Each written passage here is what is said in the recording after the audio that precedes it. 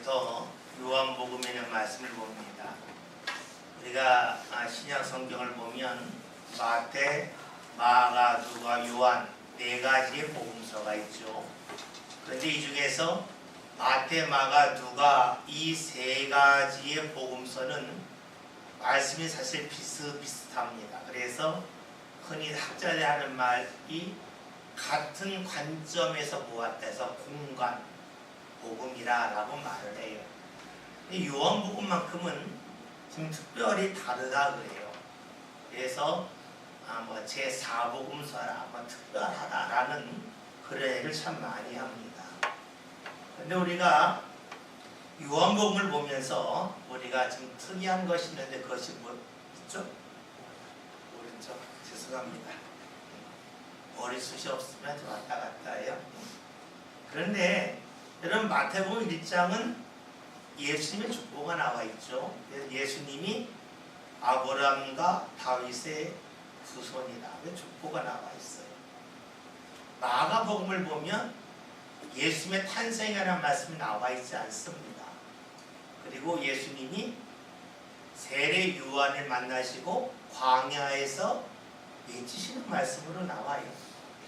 또 누가복음을 보면 예수님이 태어나기 전에 앞선 사람 세례 요한의 출생에 관한 이야기, 그리고 그 이야기가 이제 마리아로 이어지죠. 왜 세례 요한에 관한 말씀이 나오냐면 세례 요한의 어미인 엘리사벳이 아이를 낳을 수 없는 나이 많은 여인이에요. 그런데 하나님의 은혜로 엘리사벳이 임신을 해요. 그러니까 마리아가 임신을 했다는 그 천사의 말을 들었을 때에 지금 받아들이기가 쉬웠던 거예요. 왜냐하면 그 앞선 엘리사벳, 아이를 낳을 수 없는 사람이 아이를 낳은 것, 물론 처녀가 아이를 낳을 수 없는 것도 똑같은 아이를 낳을 수 없는 것이기 때문에 믿어지기 쉬운 거예요. 근데 요한복음에서는요, 예수님이 태어나신 것에 관한 말씀이 나와 있지 않습니다. 그 위로 훨씬 위로 올라가요. 예수는 어떤 분이냐? 태초부터 계셨던 분이다 라는 말씀으로 시작을 합니다. 즉 예수님이 중간에 나타난 분이 아니라 모든 것이 시작하는 그 태초부터 예수님이 계셨다 하는 것을 말씀해 줍니다. 왜 그럴까요? 그래 요한복음을 계속 보면 나와 있는데 그것은 예수님이 아셨다는 말씀이 굉장히 많이 나와요. 아셨다는 거예요. 누가 예수를 팔지 않은 예수는 이미 아셨다. 이 말씀이 나와요. 또 예수님은 빌립이 어떻게 반응할지 알고 그에게 야 어떻게 하면 좋겠냐 요한복음 6장에 나와 있는데 예수님이 다 아셨어요. 왜 아셨을까요? 예수님은 중간에 끼어드신 분이 아니라 태초부터 계셨던 분이에요. 즉 처음부터 계셨던 분입니다. 이 처음이라고 하는 것은 온 우주의 처음도 되겠고 우리 삶의 시작부터 예수님이 함께 계셨다 하는 것을 말씀을 이해하면 쉽습니다. 예수님은 시작과 모든 과정에 예수님은 다 알고 계심을 말씀해주고 있어요. 예수님은 우리의 속도 다 알고 계시다는 겁니다. 요한복음에서 나와 있는 것은 예수님은 다 알고 계신데 사람들은 계속 자신을 감추려 하고 포장하려 하고 숨기려 하는 모습이 나와 있습니다. 예수님이 모든 것을 다 아신다 하는 것은 불편한 일일까 감사한 일일까 하는 겁니다. 그것은요 예수님이 어떤 분에 따라 달라져요. 예수님이 만약에 트집을 잡는 분이라 한다면 예수님이 우리의 잘못을 드러내고 정지하시는 분이라면 예수님이 모든 걸 알고 계신 것이 불편한 거예요. 예수님은 우리의 구원자시요 우리의 치료자이셔요. 그러기에 예수님이 우리의 모든 것을 알고 계신다고 하는 것은 감사한 일입니다. 우리가 병원에 갔는데 의사가 날 고치려면 내 병을 알아야지. 내 병을 잘 모르고 고치겠다. 그러면 어떻게 되겠습니까? 그 의사가 내 몸을 고칠 수 있지만 내 몸을 망가뜨릴 수 있어요. 의사가 나를 치료하려면 내 병을 정확하게 알아야만 내 병을 치료하지 않겠습니까? 마찬가지로 주님께서 나를 구원하시려 한다면, 내가 어느 자리든지 내 영혼만이 아니라 내 삶을 구원하라 하신다면 전제 조건이 뭐예요? 다 하셔야지요. 예수님은 다 하신다는 겁니다. 태초부터, 처음부터 계셨던 분이다. 이 태초를 여러분 꼭 이 우주의 시작으로만 볼 것이 아니라 내 삶의 시작, 내가 어떤 일을 하든지 주님은 그 자리에 계셨다고 하는 그 눈으로 본다고 하면, 그래, 예수님이 태초에 계셨다는 것은 정말로 감사한 일이라고 말할 수가 있습니다. 오늘 말씀을 봤더니 태초에 말씀이 있었다, 말씀이 있었다. 우리 여기서 말씀에 대해서 한번 생각해 볼 필요가 없어요. 말씀, 원래 말이죠. 우리가 말이 뭡니까? 말을 결국은 마음에 있는 것을 표현하는 게 말이에요.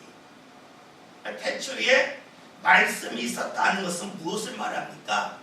태초부터 마음이 있었다라고 볼 수가 있어요. 하나님이 창조하신 이 세계는 하나님이 마음 없이 창조한 것이 아니라 말씀이 있었다. 하나님이 마음이 다 모든 곳에 가 있다고 볼 수가 있습니다. 즉 세계가 시작될 때부터 하나님의 마음이 있습니다. 마음이 있다고 하는 것은 하나님의 관심이 있다는 것이, 하나님의 사랑이 있다라고 말할 수가 있습니다. 우리는 잠시 지금 창조에 대하여 생각해 볼 필요가 있습니다. 오늘날 많은 젊은이들이 교회에 안 나오는 이유 중에 하나가 이 신앙과 과학의 갈등 때문에 그래요. 교회에서는 창조를 말하고 일반 과학하는 사람들은 진화를 말하는 사람이 참 많습니다. 그러면 무엇이 맞냐, 무엇이 맞냐? 창조론이 맞냐, 진화론이 맞냐는 겁니다. 우리는 본 사람은 아무도 없어요. 이 성경에는 하나님이 천지를 창조하셨다라고 해요. 본 사람은 없죠. 본 사람은 없어요. 그럼 우리는 여기서 왜 성경에 창조에 관한 말씀이 나왔을까 하는 것을 질문해 봐야 돼요. 그 이유는 이렇습니다. 우리가 성경은 창세기, 출애굽기, 레위기면서 이렇게 나가죠, 순서가. 근데 여러분 잘 아시는 대로 이스라엘이 정말로 만들어지고 이스라엘 하나님을 고백하고 하나님을 가까이 하는 출애굽기예요. 즉 이스라엘은요, 창조를 먼저 한 것이 아니에요. 구원을 먼저 알았어요. 하나님이 자신을 구원하셨어요. 그게 뭐예요? 애굽에서 나오는 거예요. 그리고 바다가 갈라지고 그 갈라진 바다를 건너물 통해서 애굽에서 벗어나고 또 수많은 애굽의 군사들이 무리해서 죽는 것을 봅니다. 하나님의 구원을 경험합니다. 그런데 이 구원을 경험하면서 이스라엘 사람들의 마음속에 생기는 게 있어요. 야, 구원이 그냥 일어나는 것이 아니라 이 모든 세계가 협력하여 구원을 이루어 주시더라는 거예요. 여러분, 바다가 갈라지는 것은 이것은 사람이 할 수 없는 일이잖아요. 자연적으로 일어날 수 없는 일이에요. 근데 그 일이 일어났어요. 그때 이스라엘 사람들이 하나님이 어떤 분입니까? 하나님은 우리를 구원하신 분인데 구원하는 과정을 보았더니 하나님이 바다를 가르시더라. 바다를 하나님이 마음대로 움직이시네. 이런 고백이 나오는 거지요. 모세가 시내산에 가서 하나님을 만났는데 천둥이 치고 번개가 쳐요. 하나님이 어떤 분인가? 하나님이 번개를 주관하시네, 구름도 주관하시네, 비도 주관하시네. 구원하신 하나님의 일을 보았더니 하나님이 모든 우주를 움직이시는구나. 그 움직이신 하나님은 어떤 분이실까? 우주의 주인이시지. 그 하나님이 어떤 하나님이신가? 천지를 창조하신 하나님이지 라고 믿음의 고백을 합니다. 이것이 창조론입니다. 여러분, 우리가 성경을 말씀을 때 꼭 기억해야 될 것은 성경에는 하나님의 말씀이 있습니다. 그리고 이 하나님의 말씀에 대한 사람의 고백이 있습니다. 성경에 사람의 고백이 참 많죠. 우리가 가장 많이 말씀드렸던 것 시편, 사람이 썼잖아요. 근데 언제 썼습니까? 하나님을 만난 가운데 기록한 것이 시편입니다. 하나님 앞에 고백한 겁니다. 여호와는 나의 목자시니 내가 부족함이 없습니다. 다윗이 고백을 했어요. 근데 하나님이 이 말씀을 성경에 있게 했어요. 왜요? 하나님의 마음이 부족하니까. 또 하나는 이 고백을 다윗만이 하는 게 아니라 모든 사람이 했으면 좋겠다 하는 것이 하나님의 마음이에요. 그것이 어떻게? 그래서 성경이 있는 것입니다. 여러분, 그렇다면 창세기 1장에 하나님이 천지를 창조했다. 창조의 과정이 첫째 날 6장쯤 나와 있습니다. 이것은 믿음의 고백입니다. 이것을 과거로 보게 되면 굉장히 위험해지는 것이에요. 여러분, 시편에 있잖아요. 창세기에는 시가 있습니까? 없습니까? 있습니다. 여러분 잘 아시는 대로 창세기 49장 보면 야곱이 자신의 12아들을 불러놓고 축복하는 말씀 나오지 않습니까? 여러분 흔히 잘 알고 있는 말씀, 요셉은 어떠냐? 무성한 가지라 밥을 넘었다. 이게 뭐의 시예요? 그러니까 창세기 안에도 수많은 시가 있고 시편이 있습니다. 창세기 1장 1절도 우리가 시편을 성경으로 인정하잖아요. 그렇죠? 그러면 창세기 1장도 시로 인정할 수 있겠지요. 그리고 그것이 성경에 있다 한들 전혀 문제가 안 되겠지요. 왜요? 창세기 49장에는 기도문이 나와 있고, 우리가 잘 알고 출애굽기 15장을 봐도 어떻게 해요? 바다를 건넌 후에 모세가 하나님 앞에 고백하고 미리암에 쏘고치고 춤추는 그 내용의 시가 거기 있잖아요. 우리가 성경 말씀 읽으면서 성경에 시가 많다, 시는 고백이다 인정한다면 창세기 1장도 그렇게 읽으면 무난합니다. 이것을 과거로 읽을 때 문제가 되겠죠. 간혹 가다 보면 창세기에 나와 있는 말씀을 글자 그대로 읽는 것이 신앙에 좋다고 해요. 그래서 요즘에 보면 교회 목사님을 배송하는 세미나가 굉장히 많습니다. 그 세미나 중에는 성경 공부를 하는 거예요. 그러면서 창세기에 나와 있는 것을 역사적으로 분석해서 하는 그것이 있습니다. 구의 역사 4000년이지요. 학교에서 배울 때에 구석기, 신석기는 수십만 년 전이에요. 왜 그러면 우리 기독교가 이 진화론에 대해서 자꾸 예민하게 반응하는 간단해요. 여러분, 모든 과학은요 이론이지 그것이 완벽하지 않아요. 하나의 설에 불과해요. 그러니까 진화론으로 설명할 수 있는 부분이 있어요. 그러나 진화론으로 설명할 수 없는 부분도 굉장히 많아요. 진화로 설명할 수 있는 부분이 있는데 그렇다고 해서 모든 부분을 진화로 설명한다? 이것은 무리예요. 인정하면 돼요. 이 세상에 일어나는 일을 설명하는 방법 중에 하나가 뭐예요? 진화론도 있어요. 그러나 모든 것을 진화로 설명할 수는 없어요. 여러분, 어느 과학 이론이든지 간에 모든 자리에서 항상 이루어지는 일은 없습니다.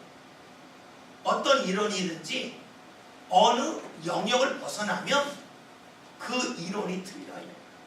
그러니까 어떻게 됩니까? 계속 새로운 이론이 나오는 거예요. 왜요? 안 되는 데가 있으니까. 그렇다면 왜 우리가 진화를 떠날까? 이런 간단한 창조론의 시작은 뭐예요? 구원을 받은 이들의 고백입니다. 이해되셨죠? 그런데 문제는 뭐냐면 교회에 나왔는데 주님을 만나는 역사가 안 나타나니까 자꾸 그걸 어떻게 해요? 말씀을 체험으로 받아들이지 않고 이론으로 설명하니까 문제가 돼요. 이스라엘 사람들은 구원을 분명 경험했어요. 그러니까 하나님이 모든 우주의 주인이시다, 이것이 너무너무 쉽게 나왔어요. 문제는 오늘 많은 이들이 교회는 나오지만 주님을 만나는 체험이 별로 없는 거예요. 주님이 내 삶을 건지셨다고 하는 그 구원에 대한 확신과 체험, 이것이 있으면 알아요. 하나님을 구원하셨는데 이 구원하신 하나님은 모든 것을 주관하시니까 나를 구원하시지. 이런 고백에 자연스럽게 나옵니다. 근데 어느 순간인가부터 교회에서 말씀을 공부한다 그러면서 머리로 말씀을 다 이해하는 거예요. 여러분, 말씀을 머리로 이해할 수 없습니다. 왜요? 말씀을 보세요. 수많은 사람들이 주님을 만나서 한 고백이에요. 그러니까 나도 주님을 만나지 않고서는 이 말씀을 이해할 수가 없는 거예요. 내가 주님을 만나지 않았는데 내가 어떻게 주님을 만난 사람의 고백을 이해할 수 있겠어요?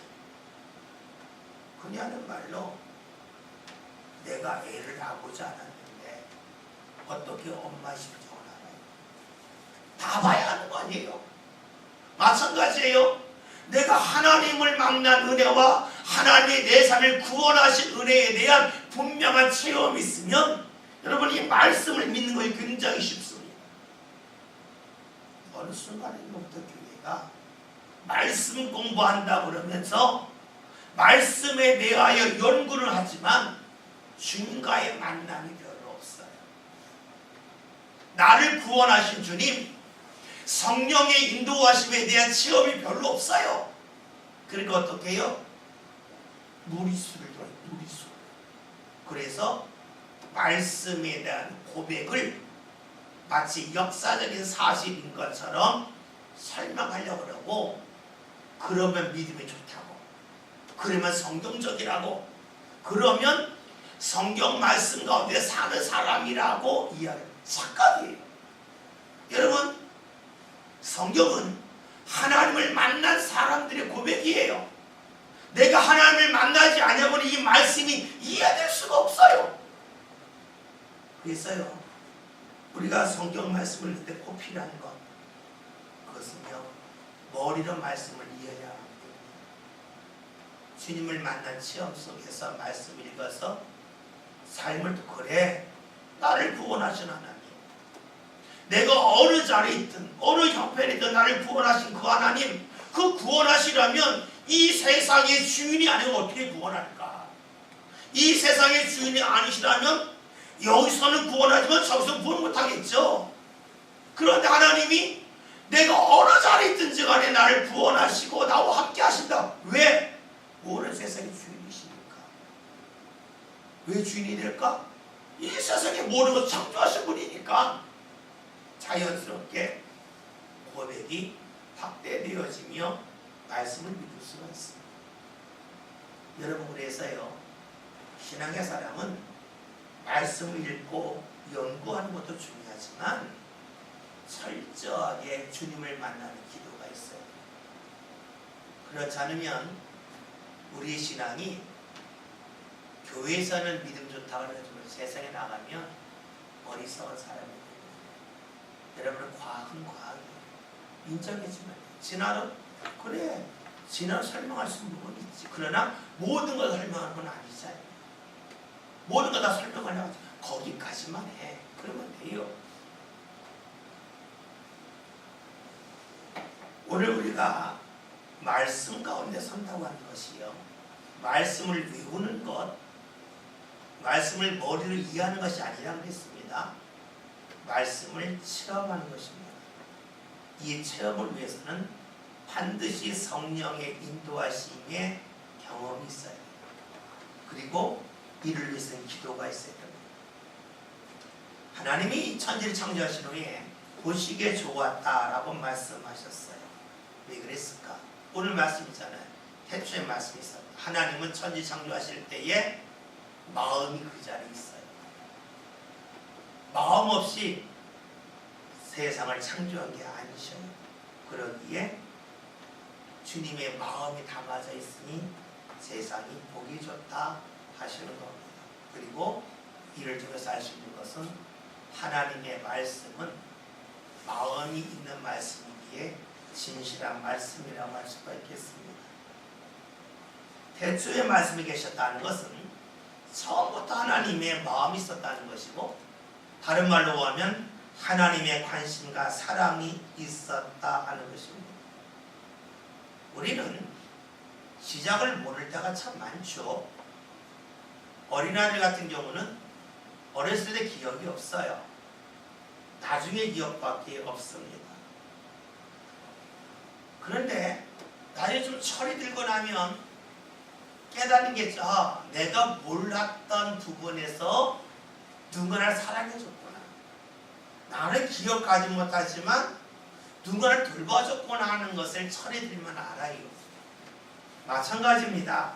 믿음이 성숙한 사람이 무엇입니까? 그것은 태초부터 내가 알지 못했던 때부터 하나님께서 나와 함께 하셨고 나를 지켜주셨구나 하는 그 믿음의 고백을 자연스럽게 합니다.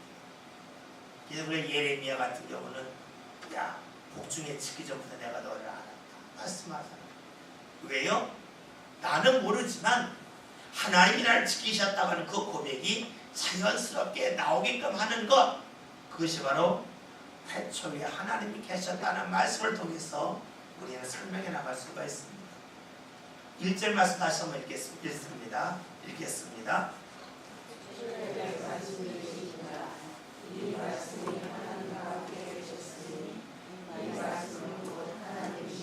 아멘. 우리가 아주 자주 읽는 말씀이지만 이 말씀은 사실 논리적으로 맞지 않습니다. 왜냐하면 이 말씀이 하나님과 계셨다. 말씀이 있고 하나님이 있어요. 말씀이 있고 하나님이 있었다. 아는 거죠. 근데 그 다음에는 말씀이 하나님이시다. 말이 안 맞잖아요. 말씀 A, 하나님 B, A와 B가 있었다. 그런데 A와 B는 같았다. 이상하잖아요. 논리적으로는 맞지 않습니다. 여러분, 우리가 말씀을 읽을 때에 꼭 생각해야 될 것이 있는데, 그것은 이 말씀이라고 하는 것은 철저하게 어떤 논리성, 과학성, 이것을 뛰어넘는다는 것이에요. 다시 말하면 때로는 말씀 읽다가 우리가 이해되지 않는 부분이 있어요. 그런데 이것을요, 존재가 아닌 마음과 관심으로 이해할 수가 있어요. 말씀을 마음에서 나오는 거잖아요. 처음부터 하나님은 마음을 갖고 계셨는데 그 마음이 늘 하나님과 일치했다. 하나님이 말씀하시는 것은 헛된 말씀이 하나도 없었고 하나님의 마음, 하나님의 관심이 늘 표출되는 말씀이었다라고 보면, 그래, 존재의 문제가 아니라 관계의 문제로 보면 이 말씀은 어느 정도 이해할 수가 있어요. 하나님이 천지를 창조하신 것은 심심풀이가 아니에요. 하나님의 마음이 있기 때문에 그렇습니다. 중요한 것이 있어요. 태초에 말씀이 계셨다는 것을요, 과거의 사건으로 볼 것이냐, 아니면 과거로부터 지금까지 계속 계신 분으로 볼 것이냐, 이것이 중요해요. 하나님이 처음에만 계셨고 지금은 안 계신 분인가? 아니면 처음부터 계속해서 계신 분인가 하는 겁니다. 태초부터 지금까지 계속 계신 분이에요. 이것은 다른 말로 하면 하나님이 온 우주를 창조하셨다 하는 것만이 아니라 그 하나님께서 오늘 내 삶도 만들어 가시고 창조해 가신다는 것이에요. 창세기 1장을 보면 하나님이 태초를 창조할 때 하나님이 수면을 운행하셨고, 그렇죠? 이 세상은 혼돈했다 그랬어요. 그런데 창세기 1장에 하나님이 창조하신 걸 보면 빛이 있었어요. 그 다음에 어떻게 해요? 하늘과 땅을 나누시죠. 이렇게요. 그래서 나누셔요. 둘째 날. 셋째는 어떻게 해요? 땅과 바다를 나누시지요. 그러니까 하나님이 천지 창조하는 거 보면 어떻게 해요? 정리하는 기분 들지 않습니까? 막 엉켜져 있는 것을 하나님께서 하나하나 구별하시고 나누시는 것이 창조의 모습 속에 있어요. 이것을 흔히 이런 말로 합니다. 혼란에서 질서로 옮기시는 하나님. 하나님의 창조는 혼란한 것을 질서 있게 다듬는다는 것이에요. 다시 말하면 하나님이 우리의 삶을 창조하신다고 하는 것은 내 삶 가운데 많은 것이 혼재되어 있어요. 오지랖혀져 있어요. 내 생각과 하나님의 생각이 막 섞여져 있고, 하나님이 주는 말씀과 내 욕심이 뒤섞여져 있고, 근데 하나님이 내 삶을 창조하신 거예요. 뭡니까? 내 삶과 띄어낼 것 띄어내게 하시고, 모을까 모으시는 이 구별의 과정이 바로 하나님 우리를 새롭게 창조하시는 거예요. 중요한 것은 하나님이 온 우주를 창조하셨다는 것도 중요하지만 더 중요한 것, 그 하나님이 내 삶을 새롭게 창조해 가고 계시다는 것이에요. 왜요? 그런 하나님이야말로 나와 관계 있는 하나님이기 때문에. 여러분 잊지 마십시다. 하나님의 능력이 얼마나 크냐, 얼마나 위대하냐보다 중요한 것은 그 하나님이 나와 관계 있을 때, 아무리 하나님이 위대하다 하실지라도 나와 관계가 없다면 그게 무슨 상관이에요? 전혀 상관이 없는 거. 그런데 하나님이 나와 관계하기 때문에 그 하나님이 중요한 거예요. 하나님이 온 우주를 창조하신 것도 중요하지만 그 하나님이 내 삶을 창조하시는 것, 다듬어 가시는 것, 구별해 나가시는 것, 이게 중요합니다. 2절에 있는 말씀을 볼까요? 2절에 있는 말씀을 보면 그가 태초에 하나님과 함께 계셨다라는 말씀이 나옵니다. 여러분이 이 말씀을 가지고 그러면 태초에 말씀과 하나님이 있으면 유일신이 아니지 않냐? 뭐 이렇게 질문하면 참 답하기가 곤란합니다. 그러나 우리가 성경 말씀을 읽을 때에는 이 말씀이 우리 삶 가운데 어떻게 적용될까 여기에 초점을 맞춰요. 그래서 말씀을 읽는 거예요. 그러면 이 말씀은 무엇이냐? 앞에서 말씀드렸던 것처럼 하나님이 마음이 모든 것에 처음부터 하나님은 마음이 있었다.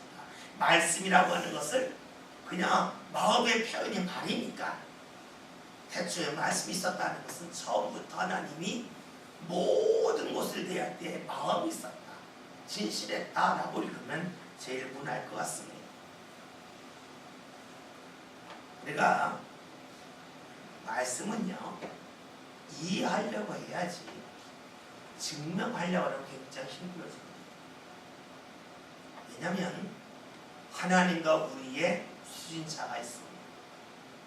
그리고 하나님이 하신 일이 때로는 반복적으로 일어나는 것도 있지만 한 번 일어나는 것도 있어요. 그러기에 말씀을 증명하려 하기보다는 말씀을 이해하는 들어보는 게 중요합니다. 그런데 이 마음은 누가 갖냐? 하나님을 경험한 사람은 그런 마음을 갖습니다. 하나님을 경험하지 않는 사람은 자꾸 증명하려고 해요. 다시 말하면 체험 있는 신앙의 사람은 하나님을 믿고 이 말씀을 내가 붙잡으려고 그러고 체험이 없는 사람은 끝없이 의심이 되기 때문에 말씀을 증명하려고 계속하고 우리 신앙생활 할 때요 말씀을 쌓으려면 말씀을 읽고 말씀을 많이 아는 것도 중요하지만 하나님을 체험하는 것이 그 무엇보다 중요해요. 그래서 말씀에 서고자 하는 사람은 정말로 열심히 기도하셔야 돼요. 그리고 하나님을 체험하셔야 돼요.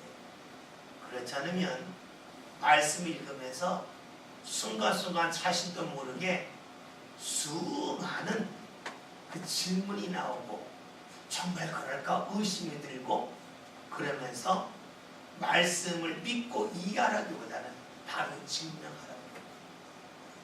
여러분들이 정말로 기도 열심히 하십시오. 하나님을 꼭 체험하십시오.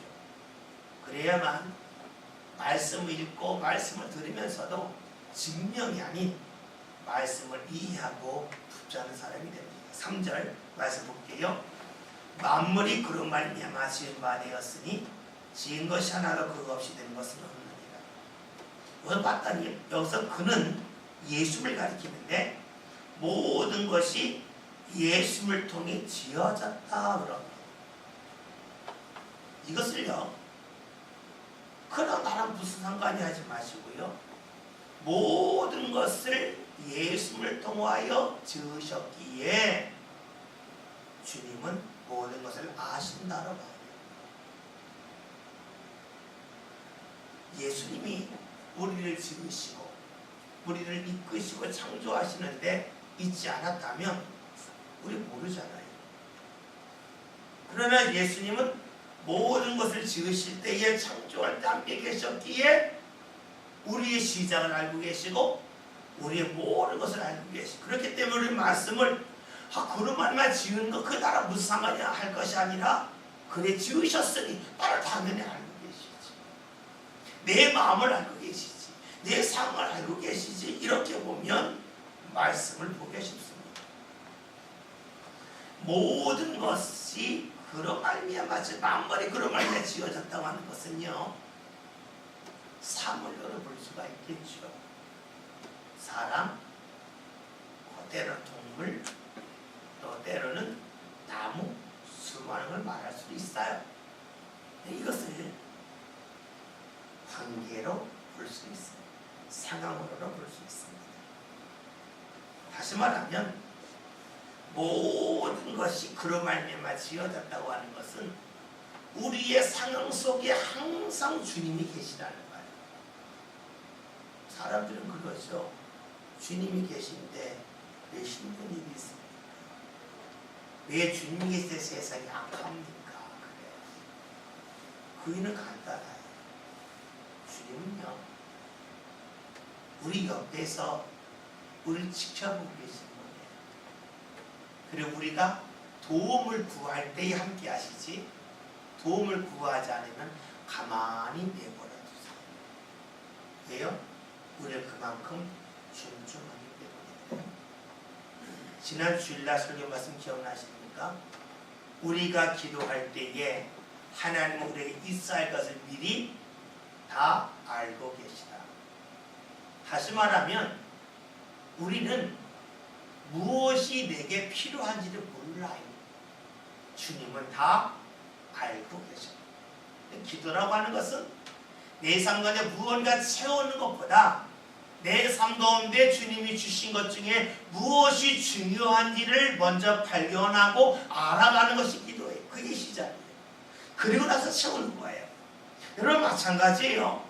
모든 것 속에 주님이 계시다. 그거 없이 된 것이 없다는 말씀은 주님은 다 참여하고 계시지만 우리가 주께 붙지 않으면 주님은 가만히 계세요. 그렇기에 주님이 함께 하시는 세상에서도 악함이 있고 죄가 관영할 수도 있어요. 내가 주를 믿지만 내가 주님을 인정하지 않으면 주님 그래 네 맘대로 살을 하지 어떡하겠냐. 가만히 내버려 두신다는 것이에요. 이 말씀을 통해서 우리가 보아야 될 것은 주님께서 그거 없이 된 것이 없다고 말씀을 주셨다는 것은 모든 곳에 어느 자리에 주님이 계시다는 건 아니겠어요?